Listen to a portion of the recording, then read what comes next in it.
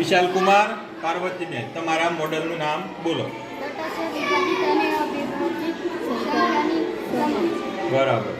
પછી આ કામ કઈ રીતે કરે છે? આ એકી સંખ્યા છે અને આ બેકી સંખ્યા છે. તે તટસ્થ સંખ્યા, વિભાજ્ય અને અવિભાજ્ય. બરાબર. હવે આ 25 ઉપર આપણે બહાર મૂકીશું તો શું થશે? એ વિભાજ્ય થશે. 25 જે સંખ્યા છે એ વિભાજ્ય છે. પોચું 25. બરાબર. તો આનાથી આપણને બે વસ્તુઓનો ખ્યાલ આવે. એક તો એકી સંખ્યાઓ, બેકી સંખ્યાઓ, બેકી સંખ્યાઓ, એકી સંખ્યાઓ. બરાબર. બીજો ખ્યાલ આવે કે એ વિભાજ્ય છે કે અવિભાજ્ય. પછી એક જે તટસ્થ છે એ બી ખ્યાલ આવે. બરાબર ને?